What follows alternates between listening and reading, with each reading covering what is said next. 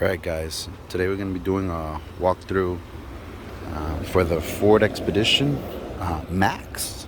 This is the Ford Expedition Max limited edition, so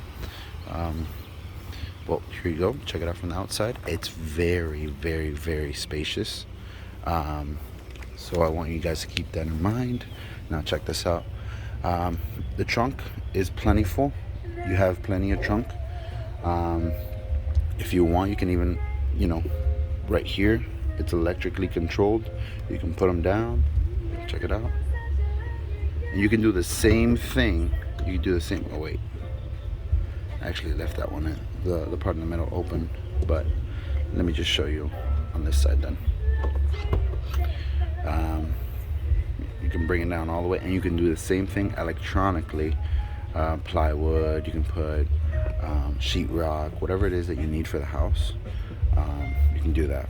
You can control the second row electronically as well. But yeah, I like that a lot. You got a little bit of understorage space here and there. Well, anyways, let's go into the inside, because that's what I really want to talk about. And I mean, for a full size, this is a big SUV. It really is a big SUV. One of the things that I loved, is the stowaway step. Check it out. This is one of the things that I loved. Goes up and comes down. Now, I don't know how much longevity that's going to have. I don't know how much the motors on those steps are going to last, but I'm hoping that they last a long time. Anyways, one thing that just made me say yes on the car, just right off the bat, right here, this right here. Oh man, it just made me say yeah, period.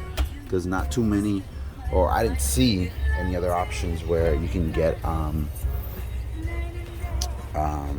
electric plug, an AC plug in your car. I'm sometimes on my laptop in my car, and I need to charge it, and I can't do it. And that just made me say yes almost immediately. The moonroof, check it out. This is the limited, so this is pretty much 2 steps above the basic. You have the XL, you have the XLT, then you have the limited. After that, you have the King Ranch, and then you have the Platinum. To be honest with you, the Platinum is like $15,000 above the price of the limited, and I don't think that I'll pay $15,000 extra on a car that I wasn't even expecting on buying. I really wasn't. We're gonna do an inside walkthrough now. So you'll see right here that it's pretty much, there's a pitch it right now, so it'll tell you how much you're elevated and the degree to how much you're elevated. I'm gonna put the camera away now, but just want you guys to follow me through. I'm gonna drive through the car. This car handles fantastic. I'm gonna drive through it. You guys are gonna be here with me. I need to go put some gas, so yeah. Another thing that just made me say yes right off the bat is the charging station. If you get the basic model, I'm not sure if that'll come in it. I'm absolutely sure you won't get the moonroof. You'll get the sunroof, but I'm not sure about the moonroof. And aside from that, what I'm gonna let you guys know is that, well, you guys should know me already. So Comfort Insurance, any type of insurance you guys need, you already know that we got your back. Okay, so I'm gonna drive through this and let you guys know how it feels. Now, it's very, it has 375 to the wheels, but you got to remember that's to the wheels, to the crank. But you got to remember that that's not to the wheels. So what I mean by that is, it's 375 horsepower, but that's not what you're getting to the actual ground. When you foot it, when you put it on sport mode, when you take it off drive slip control, that's not what you're actually getting. You're actually getting about 15-12% less than that. So I would say about 315, 310. That's where you're actually getting to the wheels. But on a big ass car, I'm sorry with the word, but on a big car like this, I'm gonna tell you that it feels more than that. It does feel more than that because I have an Alfa. I have a Stelvio, Alfa Romeo Stelvio. Yeah, it's 2.0, but I've upgraded the shit out of it. And then I also have an Acura MDX, and this handles beautifully. Now, it doesn't do some of the things that the MDX does, like the steering wheel doesn't stiffen up when you put it in sport mode. It doesn't do the suspension doesn't stiffen up either. But to be honest with you, this is a this is a Ford Expedition Max. It's a big ass car, and it's a family car. So you don't really need all that stuff. I like to go fast. I'm a racer type of guy. But this car is pretty much a family car. This car is the car that you use to go on road trips. This car is the one that you use to go to family dinners. This car is the one that we use to pretty much do everything with the family. Now, my wife has her car. I have my Alfa. It's a 2.0, but that little shit hauls ass. Anyways, we're not talking about that. We're talking about the Ford Expedition Max Limited Edition.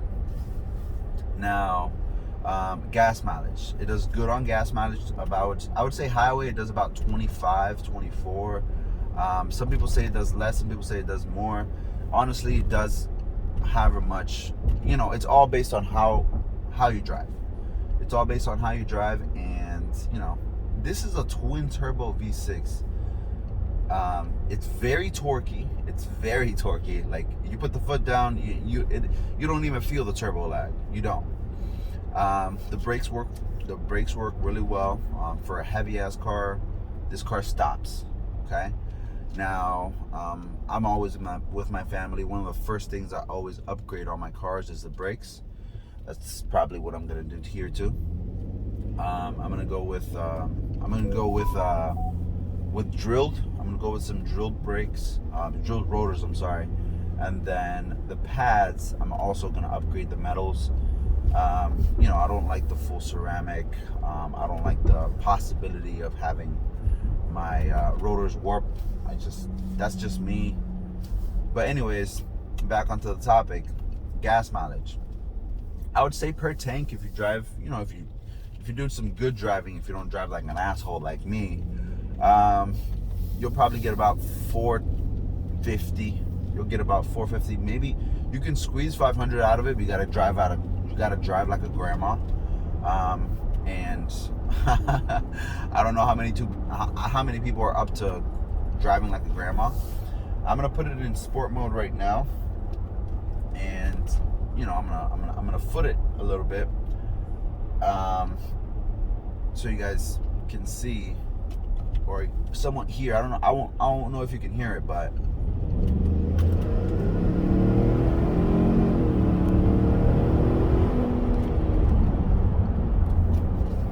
now the brakes. Anyways, turbo lag doesn't feel like it has any. It's a V6 twin turbo, so turbo supposedly goes up to 20 psi. If you want to get, you want to up the power on this, you definitely can. But like I said, it's a family car. There's no point in that. There really isn't. I have 4 kids, and to be honest with you, there isn't. And like I said, if you haven't gotten your car insurance with us, at least do your life insurance, because I have 4 kids and I know that it's a necessity. It really is. You say that it might not be, or you might not be wanting to set aside those $100, $200, whatever it is, but it really is a necessity. And if something happens to you, what the hell is going to happen to your family? You're the bread maker. You're here for them, and if you're really here for them, if the day that you're gone, you're not there anymore, you want to make sure that your job was done. So I'm always gonna talk good about life insurance, comfort insurance. Well, it's what we do. Anyways, I'm about to put some gas here, but before I let you guys go, I like this car. I really do. I'm not a Ford guy. This is actually the first Ford of my life. I've always been, if I go American, I mean, look, I got the Acura, okay? I got the Alpha. First time in my life that I have a Ford. First time ever. And let me tell you that, you know, I'm liking it. I'm liking it. And you know, if this treats me well, I will definitely lean into the EVs. I know that the new presidency is pushing a lot of EV, so I'm definitely gonna look into an electric option sometime in the near future. Well, anyways, this car is fantastic. I really do like it. The infotainment works fine. You got plenty of cup holders. I know that cup holders is a thing for a lot of people, and this car has plenty of cup holders. Just in the front right here, you got 6, 1, 2, 3, 4, and then you got 2 more in the middle. You got options to you can do the electric. You can do the electric speedometer. You can do that too. I mean, I don't know if you guys can see it from there, but you guys can do that too. Digital speedometer. I'm gonna turn off. Put that back. This car, when you put it in park and you leave it in park and the keys are gone, it'll turn off by itself. It's kind of like a turbo timer. What else? I mean, overall, I really do like it. I mean, I think it's funny how they have the little quarter things here. I mean, everybody does the electric, either SunPass or E-Pass or whatever it is, whatever state you're in. They do electric now, but I think that's funny. You got the quarters here. I mean, what else? It has a little. You guys can't see it, but it has like a little secret storage compartment there. Give me a second. Maybe I can. I don't know if you can see it, but storage compartment. You got the glove box. That's secret though. Nobody should know about that. Maybe that's where you put your gun, etc. I'm sorry about that. Anyways, this car is a good car. I like it. It's fast. It moves. And it definitely can haul, whether it's stuff for home renovations or a new washer, new dryer. There's plenty of space. There's more than enough space. You got space for a stowaway if you're doing a full trip with 7, 8 people. This weekend, we just did a trip with 9 people and luggage for 9 people. And we were here just fine. It has ventilated seats, heated seats. I like that. That was another thing that made me say yes to this car. Because it's not just me. It's, you know, it's my wife too. She sits there and she sometimes you don't want a hot ass. So I really do like the ventilated seats. The AC power is well good enough. It does have the you know, you're at the stop sign, you're at the stoplight, it'll turn off, and then it'll turn back on its own if it feels that, you know, the inside temperature of the car is getting too low from what you set it at, or too high from what you set it at. I'm sorry. Overall, I like the car. It has a lot of ponies. It has, you know, it moves well. It really does. And I think the reason why it moves so well is because it's very torquey. It has a lot of torque. I think it has 470 foot-pounds of torque. So I think that's why it moves really well. It's very responsive. The steering wheel, you can actually see how the difference on, for example, let me show you. I don't know if you guys can see it, but you know, I turn my steering wheel, and if I follow these white lines, that's where the car is going. And then the green, enough space, the yellow, okay, watch out. The red is like, hey, open your eyes, motherfucker. And then you'll see that it'll fade away once it gets to the middle, because you know, those white lines is where the car is gonna go. So I like that a lot. Not many cars have that. A couple. My Alpha doesn't have that. My MDX doesn't have that. So these little things are the little things that made me say yes. I love the moonroof, especially for the people in the back. You got a lot of stuff. You know, you're bored, you can see the stars, etc.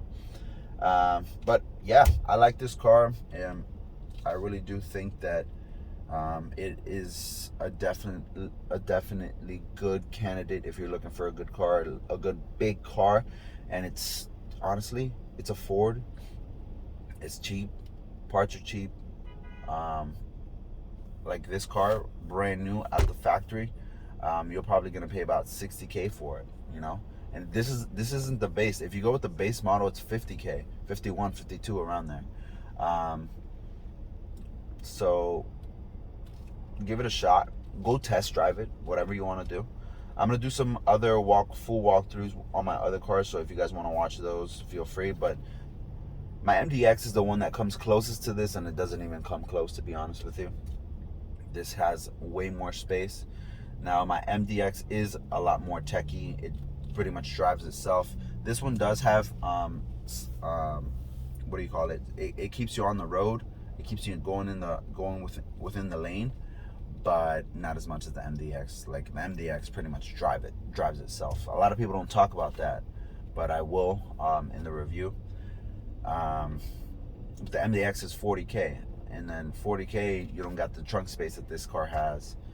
Yeah, you may have everything else. It has a lot of other stuff. This car, as big as it moves, if not better than the MDX, just like the MDX. The only thing is that the MDX will probably handle a little bit more, a little bit better. I like the sport mode. I like those little things. But for a big ass family car, I like this car. I really do. Hope you guys like this video. And well, till next time, guys. All right, guys. So from this view, you'll see that you can, drive this at a good pace, and you'll actually get some good gas mileage. You'll get 450. If you fill the gas up all the way, you'll even get up to 500 miles per tank, maybe even more, 520, 550. But like I said, you got to drive like a grandma. Anyways, I don't want to be with the camera on this way. I don't want the police stopping me or whatever. Even though I'm driving safe, I'm keeping my distance. I want to make sure that I'm giving you a full walkthrough. You can see, if you see right here on the left side, you'll be able to see that this car has a 10-speed transmission, and that's the trick to being able to get so much damn gas mileage from a car so fucking big. Because this is a big ass car. I just need you guys to understand this. This is about 6,000 pounds. It's a big ass fucking car. So being able to get this much gas mileage comes from having that nice ass transmissions with 10 speeds. So it's a 10-speed transmission, that is able to help deliver those 24, 25 miles per gallon. Now, if you're driving purely city, if let's say you live in New York, you might not want to get this fucking car. I mean, it's New York. It's up to you. I mean, I don't know. Anyways, city miles, it'll probably be about 20. And if you drive like an asshole, if you drive like me, it'll probably be about 15. Maybe even less. But anyways, as long as you keep it outside of boost, your gas mileage will be on point. I mean, if you see right here, it's still at 450. And I didn't even fill it up all the way. I mean, I should have filled it up all the way, but I was kind of like in a rush. Anyways, I wanted to share this with you guys. I wanted to give you the full walkthrough. You see that you have the potential to put you have the potential to put right here on the right side, the transmission temperature or the boost gauge. I decided to put the boost gauge, or you can put the transmission temperature. In this car with a 10-speed transmission, maybe you want to keep an eye on the transmission, but like I said, this is a family car. There's no need for racing in this shit. I mean, this will probably beat a couple fucking 4-cylinder cars, maybe even some V6s, but there's no need for it. All right, just drive safe and make sure to make your decision wisely. Okay, so if you're looking into a big car like this, for the price, I don't think you could beat it. I don't think you could beat it for the price. I don't think you can. Aside from that, when you do get that car, or when you do decide that, damn, I need some insurance, comfort insurance. This our thing. It's in our name. All right, call us if you need anything. Aside from that, life insurance. If you need some life insurance, well, if you have kids, if you're looking to a car like this because of kids, your ass better have some life insurance. Something happens to you and your family, and you don't have life insurance. I just don't. You know what? Let's not get into that topic right now. Anyways, get your ass some life insurance. Whether it's a temporary option or a permanent option, get your ass some life insurance. All right, guys. I wish you the best. This is my review on the Ford Expedition Limited Max. Ford Expedition Max Limited. I hope you guys liked it, and make sure to click that like button and share the link if you want to present this to like a friend or family member, or maybe your wife. Yeah, because I have to talk everything with my wife. That's how marriages work. Anyways, all right, guys. Wish you the best, and make sure to kick like. Bye.